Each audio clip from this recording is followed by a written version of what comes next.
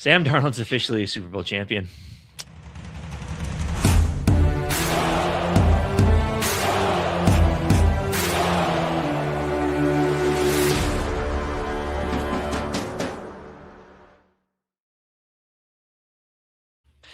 Happy Monday, Vikings fans. Happy post-Super Bowl Monday. The NFL season has officially come to a close with former Vikings quarterback Sam Darnold and the Seattle Seahawks hoisting that Lombardi trophy. Obviously something that we had talked about for weeks here. I mean, like you said last week, the damage was, quote unquote, pretty much already done by Darnold even getting to the Super Bowl.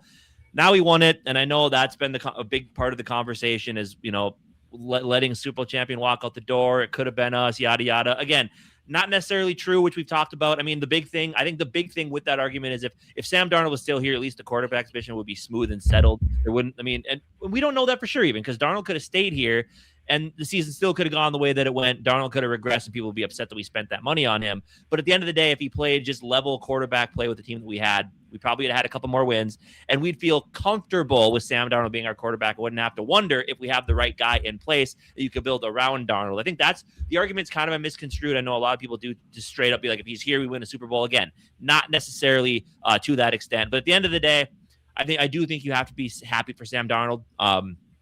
Obviously went to a team that was well built. They drafted well. Mike McDonald's, one of the best young coaches in the league on the defensive side of the ball, as you saw with how good that defense was. Yeah. So really, as a Vikings fan, you can't be too upset. We decided Darnold wasn't the guy. He went to a team that utilized him well. And Clint Kubiak, especially when the turnovers kind of started him out, Clint Kubiak adjusted that offense and coached him up well. And again, we're going to talk about it later. Like what we saw with Seattle and what we saw from the Vikings this year, I do think, and we've talked about in the past why, but there's other reasons now, like why Darnold winning that Super Bowl is a good thing in the long run for this Vikings team for the future. I mean, there's a lot we can take from what Seattle did, and there's a lot that we can take from what we didn't do this year to kind of lead us into the future. But at the end of the day, I guess starting off with the Sam Darnold stuff, how can you not be happy for him? I mean, it is literally the ultimate story of perseverance and just being pushed aside by multiple teams, and look at him now at top of the mountaintop. And everyone talked about Sam Darnold and the turnovers. This offense had no turnovers throughout their entire playoff run. Just really, really impressive stuff. Yeah, dude. Yeah, Sam Darnold was on a good team. I mean, obviously you have to give tons of credit to Sam Darnold. He played a fantastic year, slowed down towards the end. In the Super Bowl, obviously Kenneth Walker ends up winning Super Bowl MVP. Sam Darnold, both quarterbacks were mostly off this game. And Sam Darnold was on a team where he didn't have to do a lot to win games. And that's just reality of it. Obviously, Sam Darnold made some big throws and big moments to get to the Super Bowl and things like that to even have a chance to win. So obviously caps off to him. Going into the Super Bowl, obviously, the damage was done. We talked about it last week, but the damage was done with him getting to the Super Bowl. I think at the point of him being in it, it's just like, might as well have him win it because obviously, he was a Viking and he played well. And it wasn't like he forced himself out or anything like that. He would have been more than happy to stay here with the Vikings and all those kinds of things. But before moving forward here, let me do some shout outs here. We got Nick Riley in the building. Ain't shit good for the Vikings till they fix the trenches, which they have failed to do going 10 plus years now. This team just shows it doesn't know how to build a team from top to bottom. Nothing to change till you hit in the draft. Hopefully that changes this year. But again, I think that's a big part of why Sam Darnold winning the Super Bowl is good, because that was already the first domino. Like, this team was not built well. So what happened? And Darnold making the Super Bowl had to say in this. Right. What happened? We got rid of Kwesi, and now we're changing our drafting strategy. So I do think, again, it's a ripple effect. That's why at the end of the day, that's why, like we said, it's a good thing that Sam Darnold won, because that is a big reason why Kwesi ended up losing his job. Yeah, and that's a good point. And we'll get in that. So I guess leave the Vikings in the building. What's up, guys? What up? What up? T-Bass. Good for Sam. But has nothing to do with the Vikings mess they are in. Not necessarily. I disagree with that. Yeah. 100% not true. We don't have the front office and 68 snaps for your OL bro who've gotten folded like pretzels. Which is, when it comes to the trenches, the thing, like right here, last 3 Super Bowls were won due to defense, superior trenches on both sides. When will people understand you don't need supersize? That's fair, though. I would definitely make an argument that the Vikings, at the very least, tried. I mean, they went into last season and focused on the interior They did. of the offensive line and defensive line significantly, whether or not you believe it worked out. Which I would say, obviously on offense, based on the amount of talent we have there, the offensive line did not meet standards, things like that.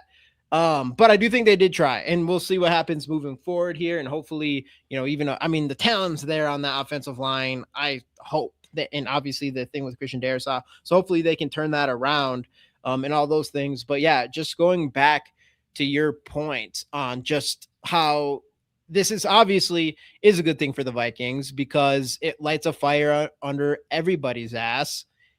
All of should.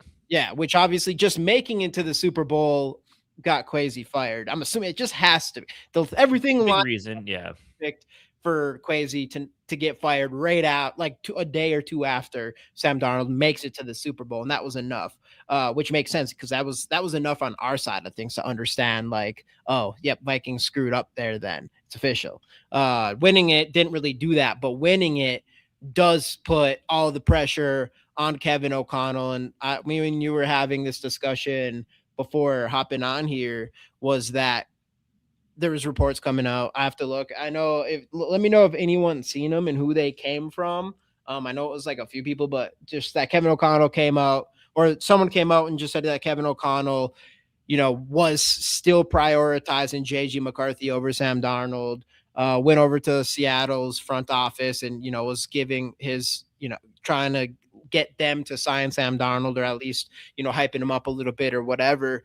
So I do think, in my opinion, that it wasn't just Kwesi. I think Kevin O'Connell wanted Sam Darnold around more than Kwesi, but I do think those two were linked more. And I'm a Kevin O'Connell guy, and I don't want to see him get fired, but I do have to say I do think that they're linked on a lot of these quarterback decisions, especially with Sam Darnold, more than people want it to be.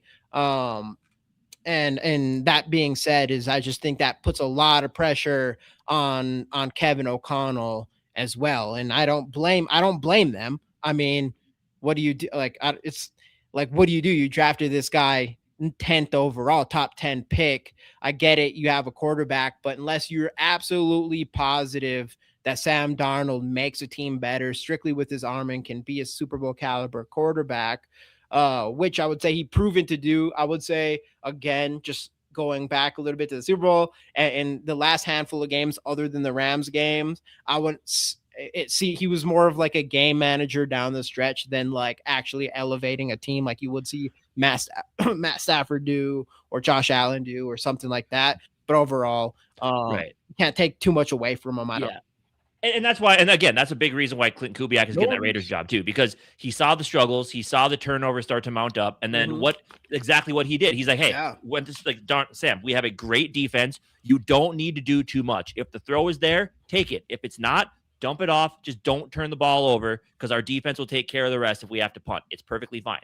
And you saw Darnold, he didn't, because he started off pretty explosive, right? Which he did with us last year too. Then he kind of came down as being efficient. But in the playoffs, he did make some big time throws. Like he had about 3 or 4 throws against the Rams that were just like perfect placement, which we've seen him do before. He got a little risky to start the game off yesterday. Almost had a couple turnover worthy throws, but kind of reined it in. But that is a big reason why Kubiak is now getting a head coaching job, because he took, again, what does Darnold do well, and he played to it, and he called the game to his strengths.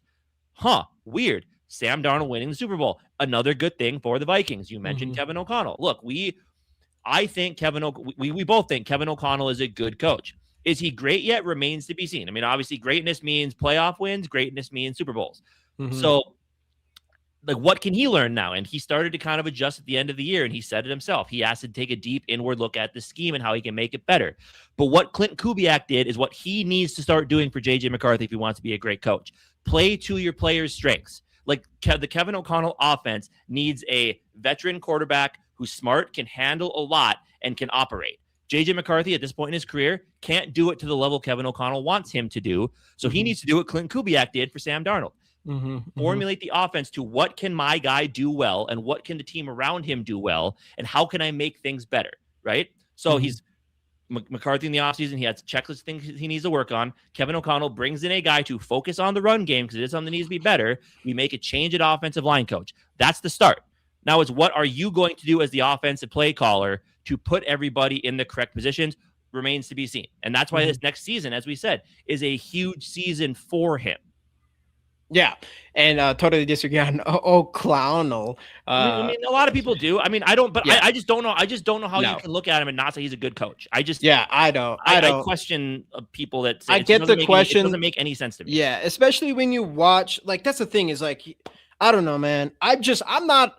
You don't just even quarterbacks, even Sam Darnold. Sam Darnold's perfect example. I mean, the amount of people that called him complete fucking ass and a clown, I mean, has piled up like next level. I mean, his rookie year with the ghost thing was not quite JJ McCarthy 9 thing, but it was up there.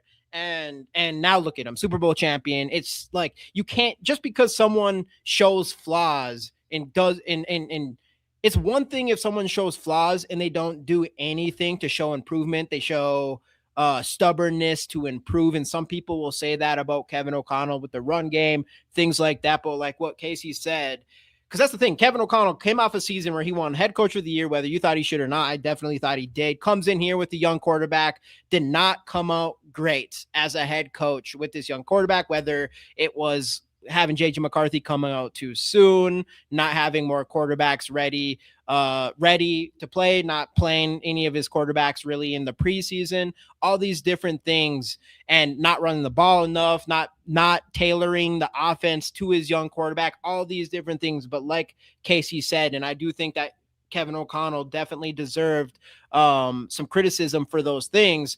But I mean, you can say, again, everyone wants to talk about how it was against bad defenses. And again, no one wants to talk about how good the defenses that we played prior to that, but Kevin O'Connell changed things. I mean, I don't know the stats right now, but we ran since that Washington game, I bet you we averaged at least 20 attempts a game on the ground, put JJ McCarthy in a better situation to succeed on this offense, all these things. So I call that progress, not for just JJ McCarthy, but also Kevin O'Connell there as a head coach, trying to figure things out and also being in a different situation himself. And I do think that is a reason why, even with Sam Darnold winning this year kind of definitely adds even more pressure. But that's why I think next year with Kevin O'Connell is extremely important, because now you saw him come off his high season, get humbled early on, show progress, and now can he take whatever quarterback situation he is in next season and kind of bounce back and stay to what he learned from this past season? And I feel like Kevin O'Connell, a guy who won coach of the year from the year before, deserves that, deserves a shitty beginning, turning things around at the end, and then another season to kind of double down on that. And I think that's totally fair. So that's why when everyone just says he's had, as a head coach, he's had, I mean, half a year of maybe not play calling, but half a year of not the best coaching, I guess you could call it. And that's not enough for me to be like, this guy's fucking trash, get him out of here. Yeah. I think he deserves next year. And I think he's going to, and it'll be interesting to see how he handles things. And I do think the pressure with Sam Darnold winning all these things, has to kind of make him do those. Yeah. I do think I think letting Darnold go, I do think exposed the flaws of him as a play caller and a head coach. And again, things he needs to learn for if he wants to take that next step and be great. Because look, like I said, this offense is one that can be operated if the quarterback is smart, efficient enough, like the Kirk Cousins of the world, like the Sam Darnolds of the world. Right. And I think he realized I need to do different things with my offense now if McCarthy is going to be our guy going forward. So I think that's the big thing to me. It's like it exposed the flaws in the game plan, and he's going to have to adjust if he wants to. Because look, his head could very well be on the chopping block this next year too. I mean, obviously they kept him around over Kwesi, right? But I just think it exposed those flaws in his philosophy, and I think now if he wants to take that leap, he's going to have to adjust. And again, like you said, there's a lot of pressure, and it speeds up the timeline for sure with Darnold doing what he did, especially when it comes to his coaching with JJ McCarthy. But yeah, I mean, at the end of the day, I think this whole scenario, because that's the thing, we could have kept Sam Darnold, right? And everything would have been fine. The offense would have been good enough. And every year we'd have been like, oh, if we just keep it, just like we do with Kirk Cousins, keep this team together. Next year we might be able to make that jump. They don't do it again. Oh, but this happened. Next year we might be able to make that jump. So we have our quarterback in Sam Darnold. Like, I feel like if you kept him around, it would be just that same timeline we were in with Kirk Cousins. Like, is this the guy to get us there, right? And now you don't have that veteran presence. And now he's like, damn, this just ain't working. What can I do differently this offseason? Like you said, that's why this next season is going to be so important for him. Because now he has the data. He has 10 games worth of McCarthy and a season worth of data. What happens if he doesn't have a good enough quarterback in his system? And now he knows what he needs to do to get McCarthy to get to that level, and how he needs to adjust in order to get in order to put his guys in the best spots. So I don't know. The pressure's on, and now, but all the data points are there for him to formulate what he wants to do this offseason, especially when you come into the draft as well, which he's obviously going to have a tremendous amount of influence in. And you want to talk about another big thing too, with people talking about the defense winning these last few Super Bowls. That's a big reason why Brian Flores was number 1A on this checklist of things to do this offseason. Getting Flores back was huge. We talked about that when we made the signing. Like, now you don't need to change your defensive philosophy. You already know what you have in-house. And Flores, of course, is going to have a huge hand in the draft as well. So, I mean, the pressure's on everyone this season, but you want to talk about how good that defense was. That's why Flores coming back was so important. Yeah, and it still is important. And the fact that he is back, like, to go into next season and think that the offense is going to be worse than it was last year, it's like, there's just no, I mean, it's possible, but it's very slim chance it's going to happen. And this defense was arguably playing the best defense down the stretch this season. And you still have that defense for the most part, as far as we know. And you still have Brian Flores. So it's like, you can at the very least go into next season knowing you have this defense, and just, then you're just kind of, I guess you're hoping that you can see this offense get better and get more efficient. I think they could. I mean, down the stretch, the last stretch of the year, again, maybe against bad teams, whatever you want to call it, I don't care. It's a young quarterback, first year ever. Say what you want. Still finish the year 6-4. Led like top 5 in a lot of categories in his last 5 games or whatever. 2 fluky interceptions only. Yeah, 2 fluky interceptions. Literally 2 fluky interceptions, 10 total touchdowns. But no, this guy has 0 chance in the NFL because he's against a bad NFL defense or whatever you want. Like, that's crazy to me for a young player. So it's like, oh, Sam Darnold took him 7 years, but fuck JJ McCarthy. Give him half a year and he's fucking done. Drake May was 1 vote away from an MVP by playing bad defenses. Yes. Like, exactly. Yeah. And he's, but to be fair, and he come out in this Super Bowl against the Seattle defense and arguably had his worst game of the season. But at the same time, I'm like, this is a 2nd-year player in the Super Bowl. I get it. Like, a lot of people, I know, and that's funny, his new nickname, the schedule. But I'm like, I still think I'm someone who wasn't totally on Drake May. And I'm someone who looked at Drake May this year. I'm like, oh, this kid is good. But I'm also someone who doesn't sees him go in the Super Bowl, not have his best game. And I'm not sitting here thinking like, oh, this guy's fucked now forever because he can't step up in a big game at 23 years old. Yeah. And I will say, like, and that's another thing O'Connell can look at too, because I mean, that's what everyone complains about with O'Connell's offense, too many 7-step drops and not being able to adjust.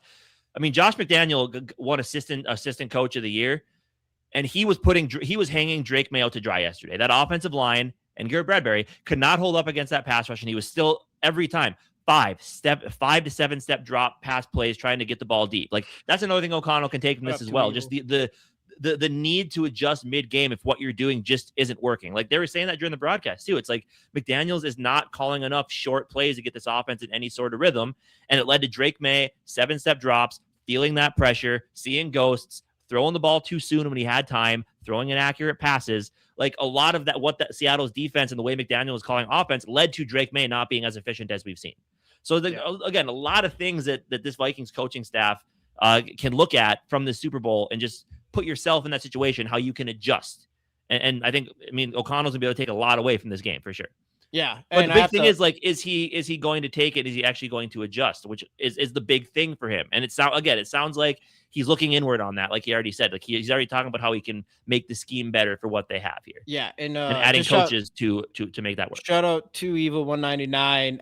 Always getting us to say things he knows we don't want to say. Glad we verified that McCarthy ruined everything. That has not been verified on this podcast, but we'll read it anyways. To Norris here, if this fucktard finds a humble side and puts his ego, but that's the thing is if you look at Kevin O'Connell as like kind of like his ego and not being humble and I would say the second half of the season was at the very least a step towards him going to his humble side and taking a step away from the fact that I need McCarthy's mechanics to be what I want it to be, and I need this offense to run exactly how I want it to run.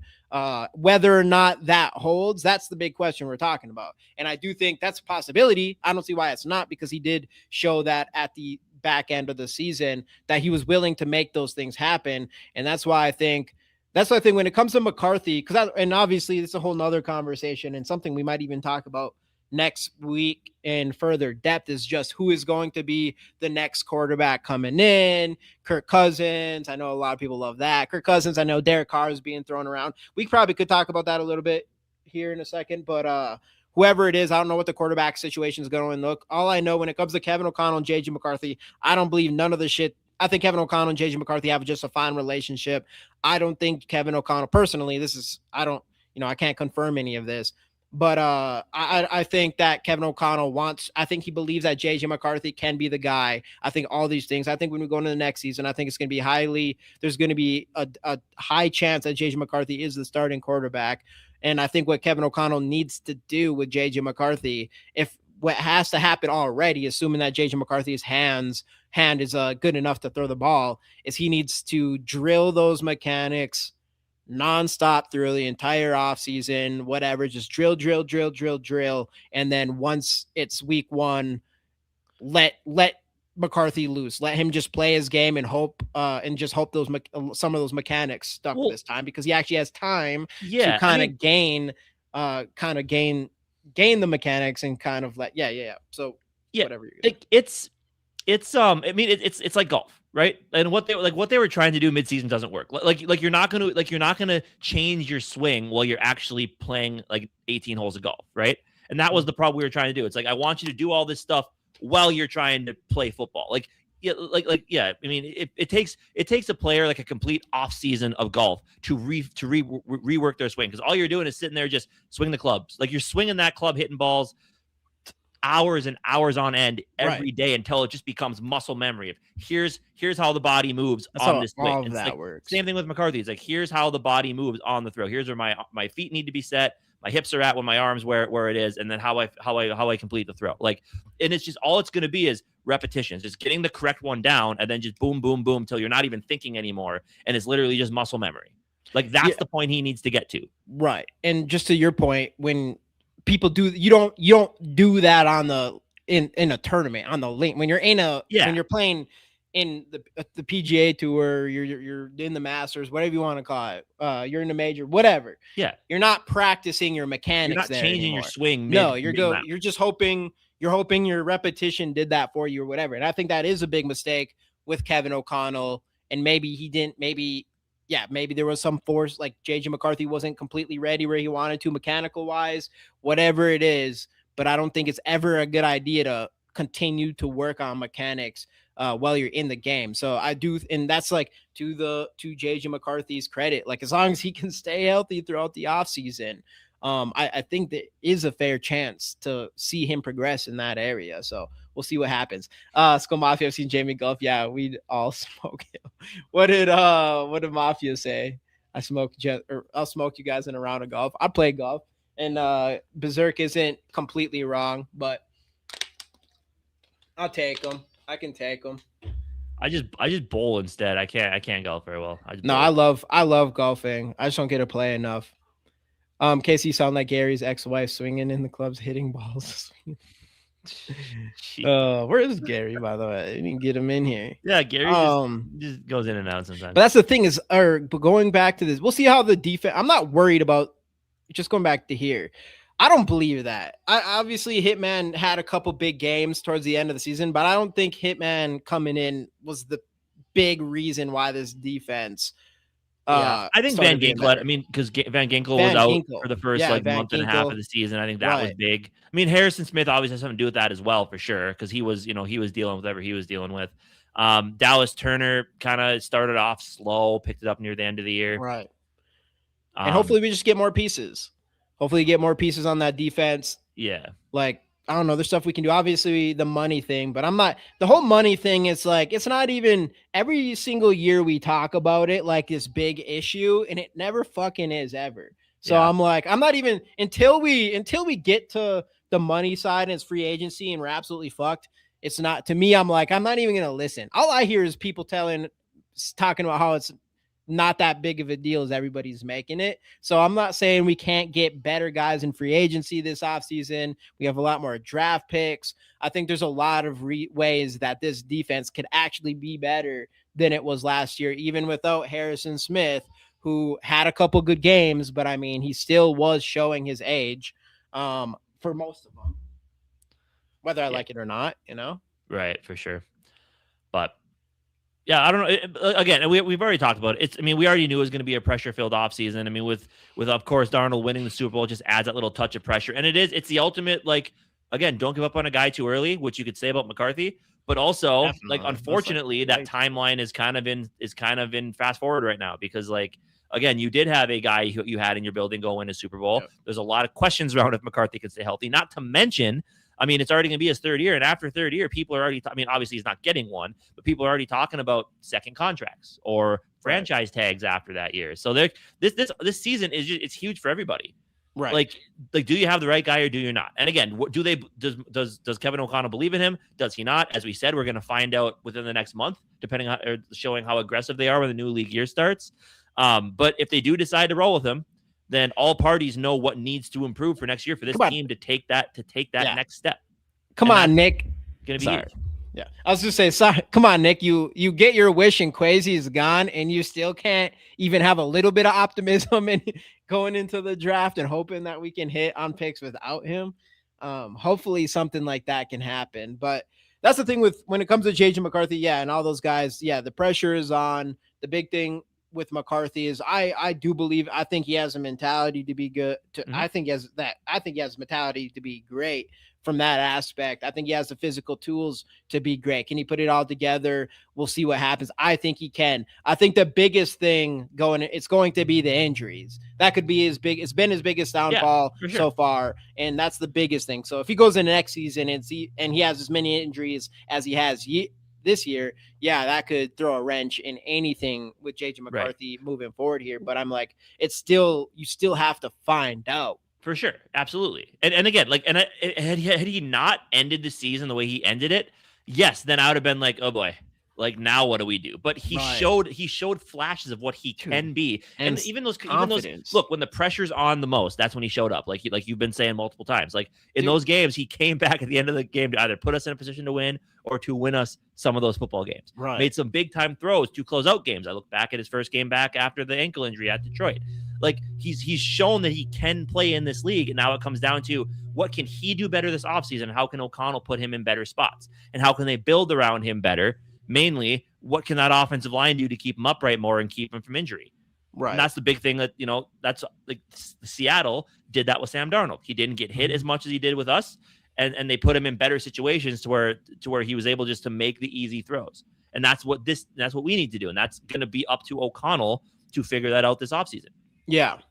And we'll kind of, exactly. That's why I'm like, I don't know. It just blows my mind. The whole media thing, I'm like, everyone out there who's buying all this media shit, and I'm like, it just disappoints me because I know some of his own teammates kind of took some jabs at him on Radio Row this week. I mean, Justin Jefferson, people said he did. He really didn't. Aaron Jones did a little bit, but but Aaron Jones Sam Darnold won a fucking Super Bowl. Like, the reality is, like, I don't care who you are, you got a quarterback that has a potential that right now can win you a Super Bowl, and then this young player that has potential to do that maybe someday. But I'm like, of course, if I'm a player and you have a franchise quarterback right with you right now, of course I'd rather who's in the Super Bowl, didn't yet win one, but I bet you even they were like, Seattle's gonna fucking spank the Patriots. Of course they're gonna. Of course you're not going to be like, no, I'd rather have JJ McCarthy than Sam Hell, Darnold. I'd rather have Patrick Mahomes. Yeah, right. Exactly. Of course they're gonna say that stuff. Like, it has nothing to do. Everyone wants to make about JJ. It has nothing to do with JJ McCarthy. It has everything to do with Sam Darnold. And it's all like the revisionist history, like Stephen A. Smith today, just like the Vikings. It's inexcusable that for Kevin O'Connell and this team to let Sam Darnold walk. When 3 weeks ago he's like, I don't buy Sam Darnold yet. I don't think he's that good. I mean, we'll see what happens in the playoffs, but I don't buy it. Right. Like, it's just revisionist history with a lot of this stuff. And like, Nick said earlier, and like we've talked about too, like, it's not necessarily put this guy on this team win a Super Bowl, right? Yeah. The main thing was just at least the position would be settled.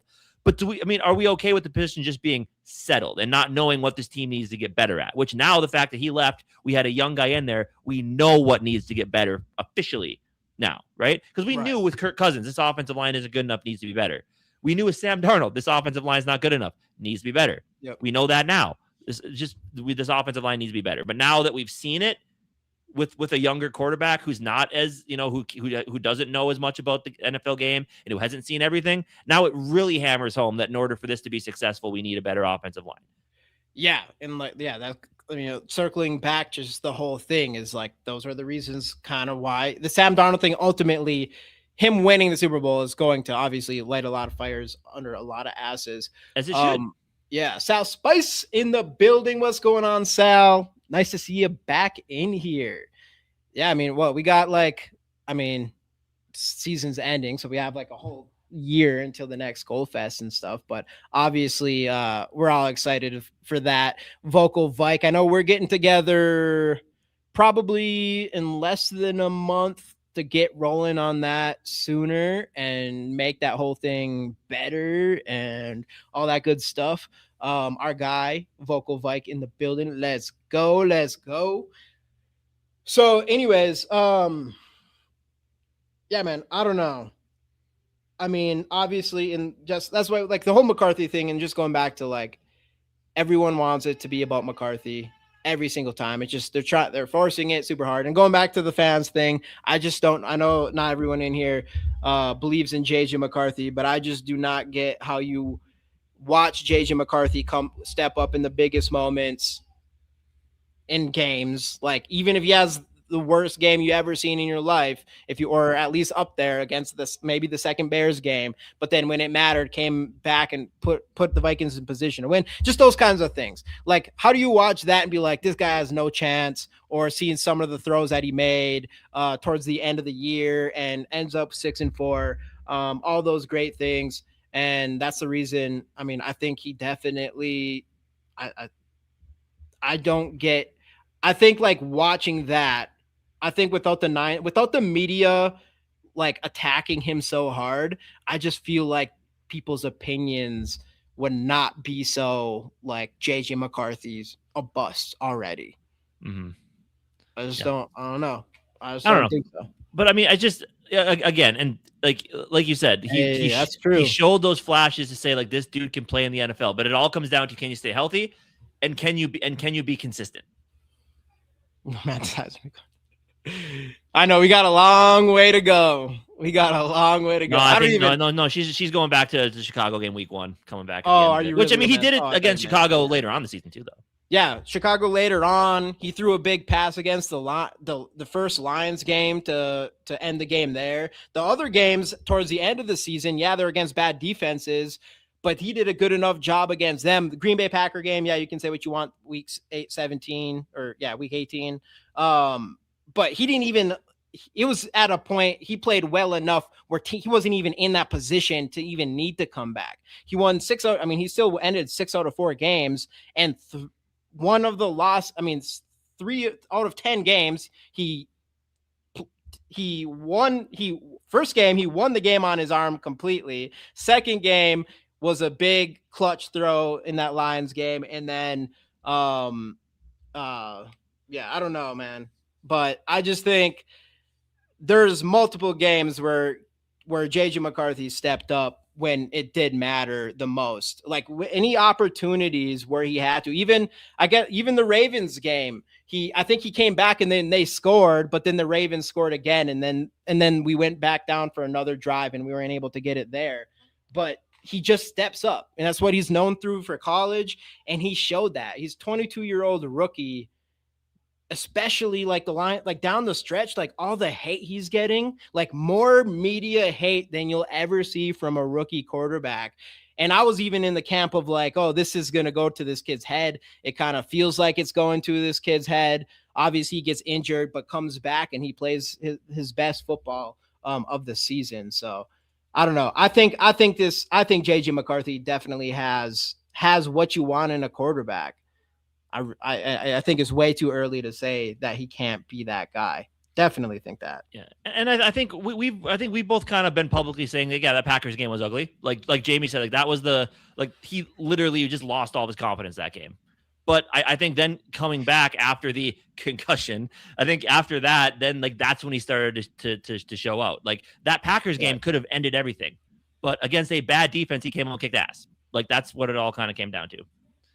When you come out as 9 with one game, with one win, you're going to be it was 2 wins at that time. It was Chicago, and then it was so it was the Lions game. Yeah, it was 2 wins. I would say like obviously the whole like locker room thing, I get that. The whole 9 thing and having to tell everybody the whole 9 thing, I get that. But I don't hate it, dude. I don't want him to change. I want him to say, fuck everybody, fuck all these haters. I want him to come out and fucking look good and not bother him. Like the fact that he ended the way he did makes me think he's like, no, I don't care. I don't care if everybody's calling me 9 or whatever. Because reality is, and everybody said, Adam Thielen said it, Justin Jefferson says it. Pretty much, I know. Oh, no, we love you, Sad. We love you, Sad. We love you. But the thing with JJ McCarthy is, all right, now I'm threw me off here. Yeah, anyways. And that's what happens on live television. Okay. Yeah. McCarthy deserves another year. Coaches deserve another option. And fans deserve a quarterback. All that is true. And that is the other thing. Like, what are they going to do with the other option at quarterback? Like, I know people are talking about Mac Jones. Oh, but San Francisco, they're not trading Mac Jones. Like, why even say it then if you're not trading Mac Jones? I mean, they're trying to build up hype. But yeah, Mac Jones is an option. I know people are talking about Kyler Murray. They're looking to get rid of him. And then what was the other one? Geno Smith's name came up, which please don't do that. And then Kirk Cousins, of course, is a name that's coming up too. It's like there's going to be options out there for more veteran quarterbacks. Yeah. Geno Smith. I mean, dude, I don't care who your backup is. I don't really care who. If you're watching us, like I want the Vikings to give JJ McCarthy another chance, unless like you can go get a Joe Burrow or whatever. I doubt it. Lamar Jackson, all those things. Like Josh Allen came up. It's like, no, I don't see any chance. I'm guessing the Vikings will at least ask. I don't see Cincinnati trading Joe Burrow. But that's why I'm like, if that's the case, unless you want JJ McCarthy have like real competition and not to be the guy, I hope JJ McCarthy is the one. I want to see him go out there one more time. That's why if it's the backup, like I don't care if it's Geno Smith, as long as they're okay with being a backup. And that's where it comes to Kirk Cousins. Like I think Kirk Cousins, and for somebody who was not a Kirk Cousins guy at all, I thought Kirk Cousins, I think he could come in and already knows the system. All these things is great. If it's for a good deal and he's okay with backing up JJ McCarthy potentially. I don't know if it'd be a straight up competition. I don't know. But even if it is, if McCarthy wins, I want Kirk Cousins to be all right with that. If he's not, if Kirk Cousins, because a lot of the reports coming out is Kirk Cousins is going to want to go start somewhere, then super fuck that. Super fuck. If Kirk Cousins wants to start somewhere, if he's cool with coming in and taking a back seat, I think it's perfect. If he doesn't want to do that, it'd be the worst fucking case scenario possible, I think. And I think I mean, I think there'd be torches outside. Like, it's funny because like I know Kirk Cousins is gonna make all that money from Atlanta, but you damn well know he's gonna try to suck as much money as he can out of this next deal What that he up, gets. Barber? We'll see. Yeah, and that's the only thing with Kirk Cousins. Like, even if it sounds good, which a lot of people are like, just like Sal right here. Oh God, Kirk Cousins, what have you ever shown? He wants, yeah, that's exactly the point. Like, he hasn't shown that. So even like the thought of us thinking that he might do that is probably slim. Yeah. And like, well, then I mean, history says he's going to get like 20 million, yeah, be a starter or whatever. I do remember we got a lot of shit from Justin Day, which, by the way, where's he been? We got a lot of shit from him too, because we're just like, hey, Kirk Cousins, coming off the injury, he might take a hometown discount. He's like, he will never take a hometown discount, and then he goes and signs for $45 million a year in Atlanta, and you're like, oh yeah, okay, he's still Kirk. He's still big chasing Kirk Cousins, and he could still, and that's the thing. That's why I'm like, it'd have to be, I'd have to be like Kirk Cousins would be like, no, I'll come in and mentor him. Maybe it'll be like a fair competition, but if JJ McCarthy can't beat out Kirk Cousins at 38, 39 years old, I think we're in trouble. Mm-hmm. So I think I feel confident that if you bring Kirk Cousins in, I think that's like good enough competition for JJ McCarthy that also gives JJ McCarthy like the heads up on that. Yeah. But Kirk Cousins has to be cool with that being an outcome and not just like pretty much Daniel Jones and Anthony Richardson last year. Yeah, but I do think you're going to be able to attract a pretty decent quarterback option though, right? Because kind of like I think we talked about it a couple weeks ago, like very much like what Daniel Jones saw with the Colts last year, where it's like you're going to get a quarterback who's going to look at this team with Justin Jefferson and be like, so I just have to come in and beat JJ McCarthy, and I get to throw the ball. I get to throw the ball to Justin Jefferson. Yeah, sign me up for that. I think I can be like, it's going to be that same type of scenario. And plus, I mean, I think it was even Tom Pelissero reported yesterday, like there's going to be obviously quarterbacks are going to want to come play here because of what Kevin O'Connell has shown he can do with veteran quarterbacks. So it's a good situation for a higher caliber quarterback to come in here, but also a good situation for JJ McCarthy to be able to prove himself by beating out that quarterback in camp. So I don't know. I don't think it's going to be tough for this team to lure in a decent option at quarterback. Yeah. I mean, they should be. I think it will, in a lot of people's eyes, probably thanks to the media. We'll see. I could be completely wrong with my whole McCarthy, Kevin O'Connell. Like McCarthy, I think could be the guy. I think Kevin O'Connell's going to let him be the guy. But media looking in is like 100% thinking a veteran guy could come in here and easily take the quarterback one job. And if that's the case, and that's because that is the same vibes as the Colts with Anthony Richardson, which was actually right because Daniel Jones went over there, won the quarterback battle or whatever, and then ends up starting for them and then looking good. So I do think I think the Vikings, it'll be a different story than last year where it was like JJ McCarthy's in the driver's seat and everybody else who's caught, like Daniel Jones ends up picking them specifically for that. But yeah, KLC is not it, Jamie. I disagree. And this, I mean, look, and I'll like I did with Darnold. If next year, if we suck again and he gets fired, I'll eat my words. But I don't know. I just really do think he's a good coach. Now, again, am I saying he's a great coach? No, of course not. Because you're great coaches. Great coaches find ways to win playoff games and get to championship games and Super Bowls. He hasn't done that yet. But just like with McCarthy, to flat out say this guy is a bad football coach makes zero sense to me. Mm-hmm. Like, you can think that if you want to. Everyone's entitled to their own opinion. I just think it's a bad opinion. Yeah. And usually my opinions are pretty good. No, I mean, hey, I can vouch for that.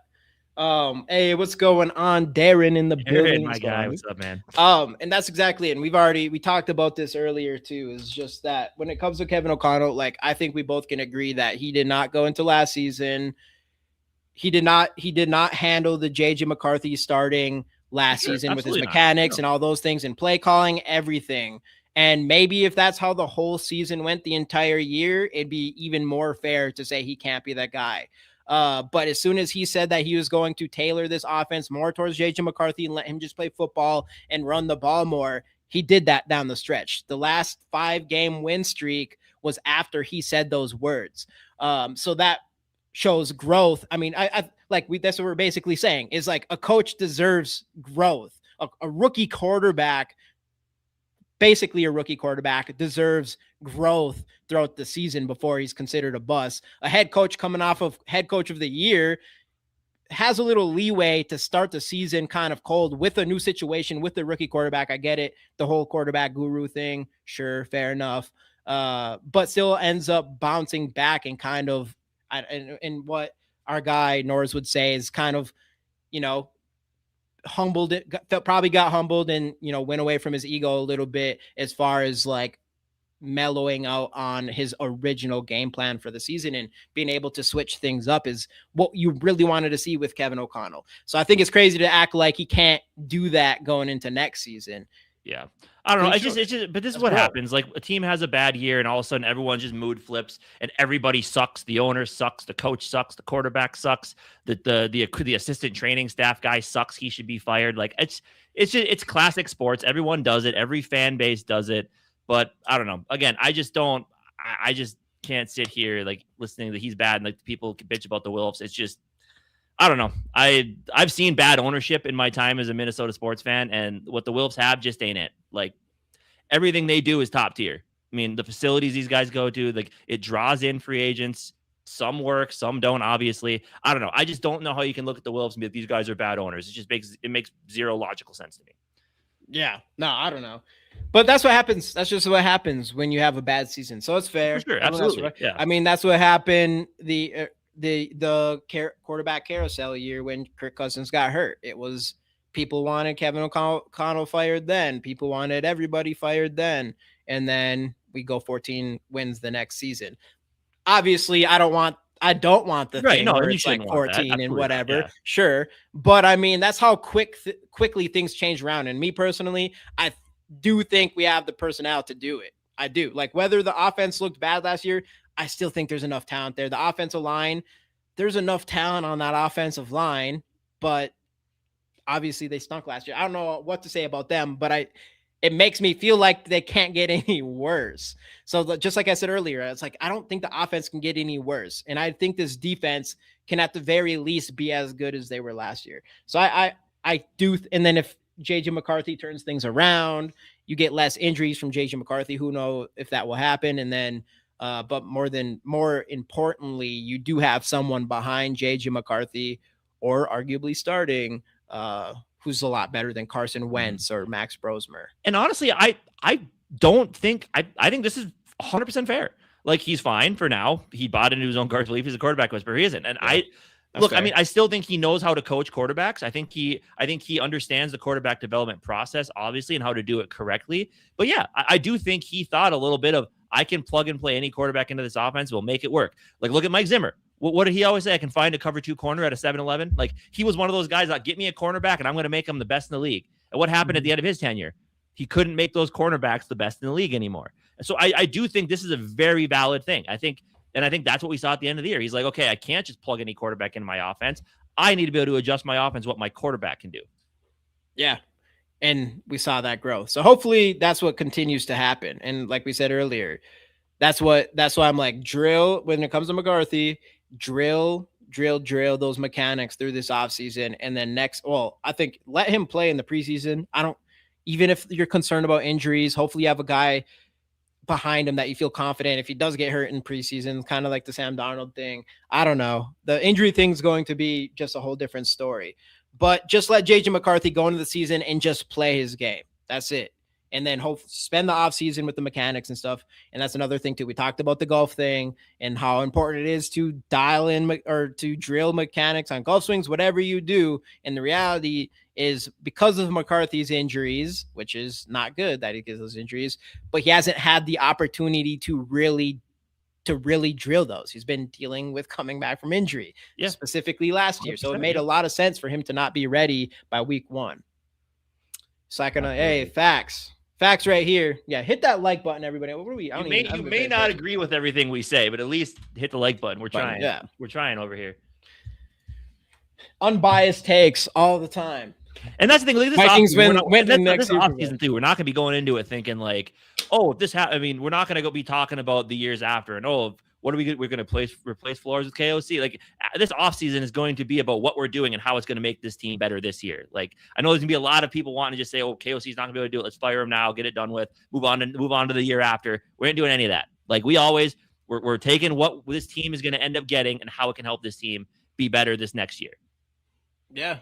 And speaking of that, should we do a 3-round mock draft? I like it. Well, 3 rounds because we don't have a 4th round pick. Thanks, Adam Thielen. McCarthy needs to start training for the fight. Dude, he'd probably be good at that. Put this team. All right. Put this team. Yeah, I know. That's one thing is I get it's the distraction, but I've been waiting for the Vikings to be on Hard Knocks forever. Please, no, I don't.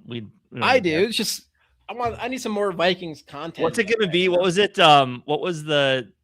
You watched Blue Mountain State, right? Oh yeah. Where they did like at the end of season 3, they did like the campus video and stuff like that, like the documentary about the football team and stuff like that. Be something crazy like that. Imagine 9 on Hard Knocks, dude. It'd be interesting to see what people say.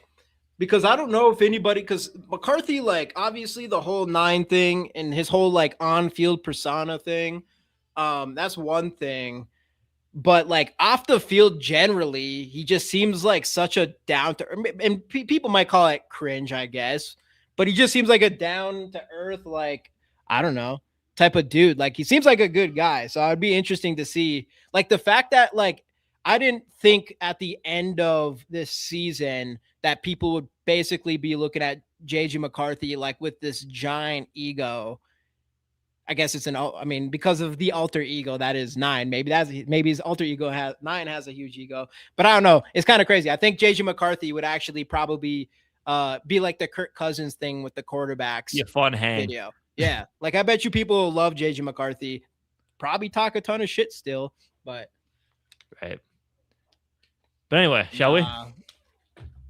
He's gonna, dude. McCarthy, dude. I'm like, my favorite thing ever is for McCarthy to be good and then just never get rid of that whole thing. Just fuck everybody. Right. And that's the thing. Like, the thing for him too, there's gonna be so much external motivation. Like, obviously, all the things said during the season, all the quarterback talkers, all the rumors around Kwesi's firing. Honestly, even some of the things that his teammates were saying over Super Bowl week on radio. Like, there's gonna be a lot of things for him to use as motivation as if he needs any more motivation. There's gonna be a lot of things he can use to just boost himself to that next level.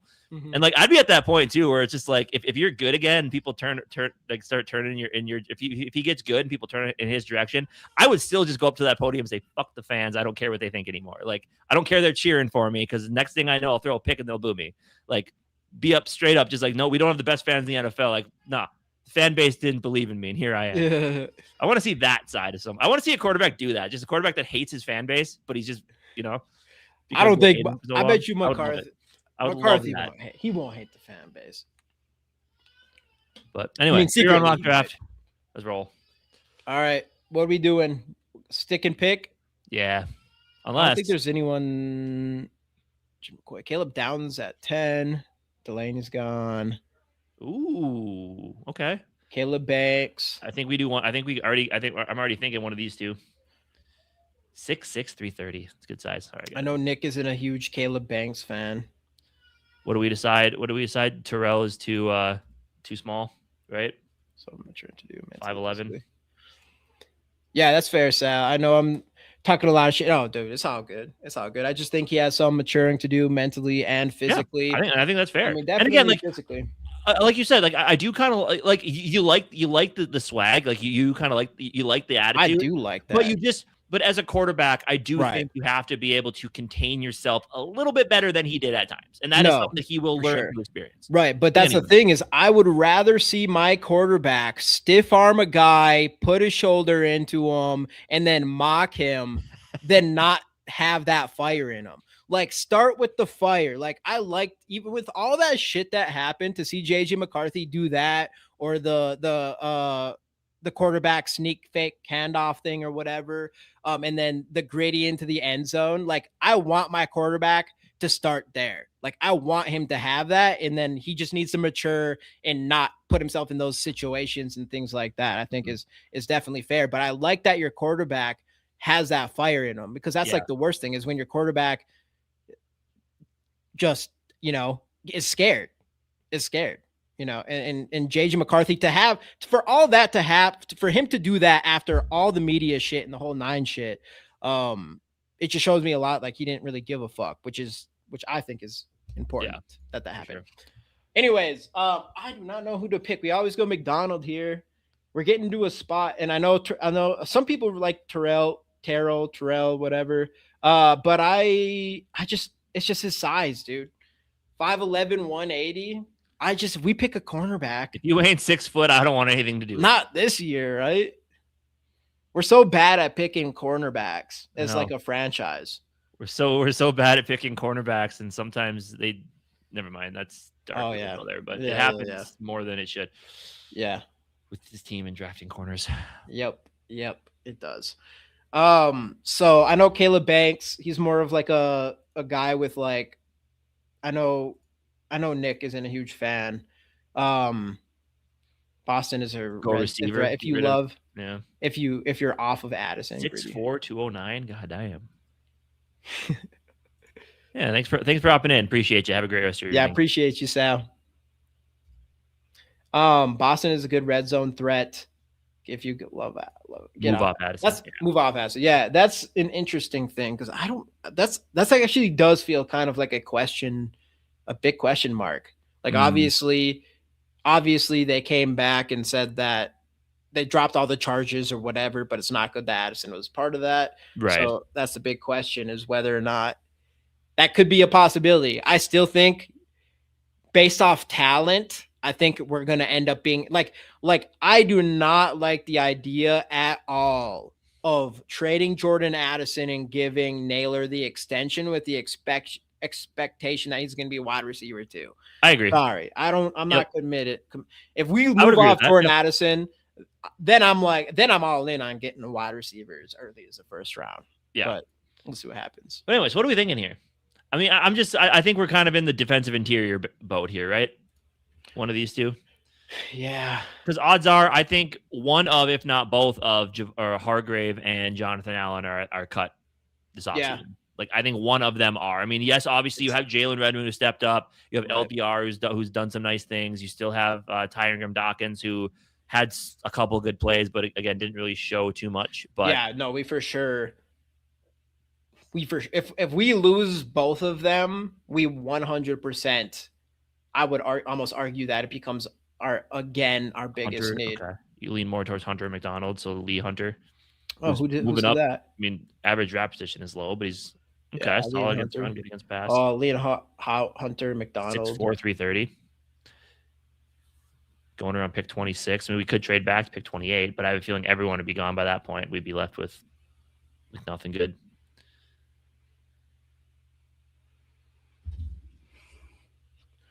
I mean, I don't know. I think we've taken McDonald quite a few times. Should we roll with it?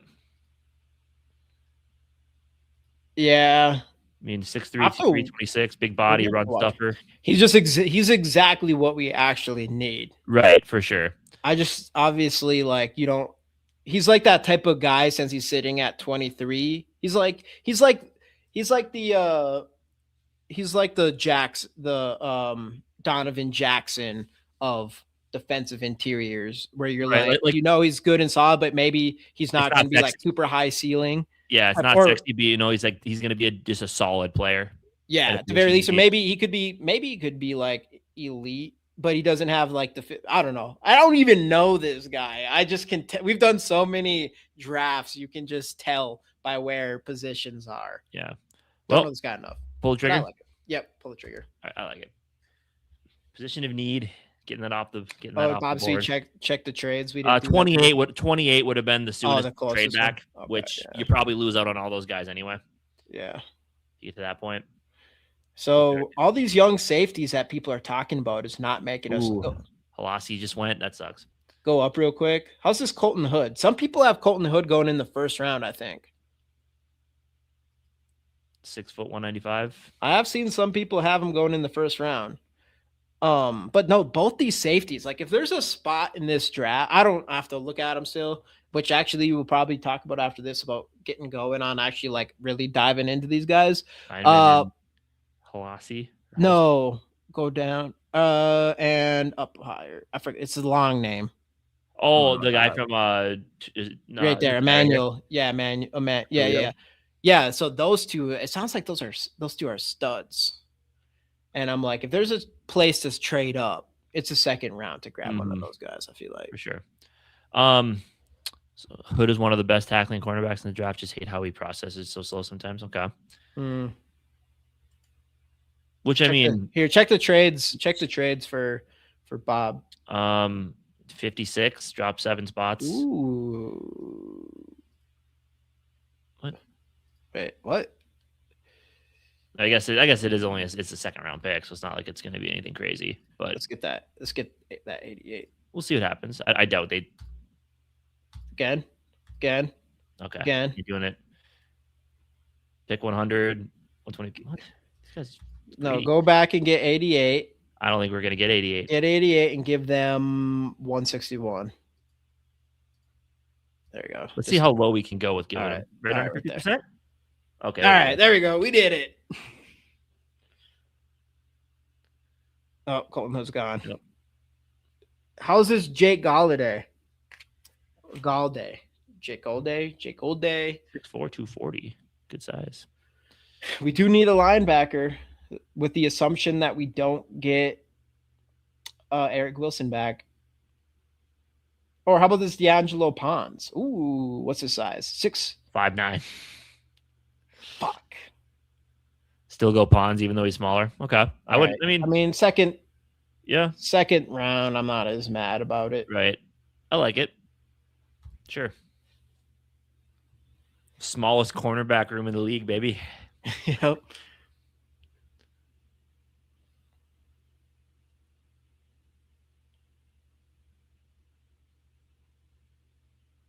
I mean, you already know where I want to go.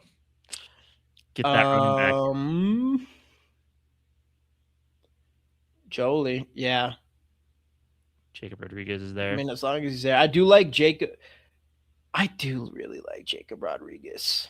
I know everyone. He's a Minnesota kid. We could get him. One linebacker still probably too if we waited. Again? Oh, yeah. I forgot we got 88 now. Yeah, let's wait. Let's do it. Pull your trigger on your guy. See if we can get. I love me some Emmett Johnson. Let's see. Right there. Hey. The other guy probably would have looked at, but he's not there. So I think we just pull the trigger here. Yeah. I mean, he won. Yeah, I mean, that's a huge. He won like linebacker of the top linebacker in college football, right? I believe he did. Let's see what we got.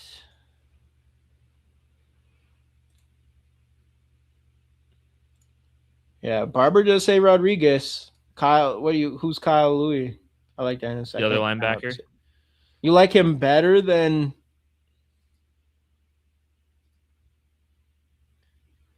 I haven't even looked at them. I know I keep saying that, but that's why we do these mocks with you guys.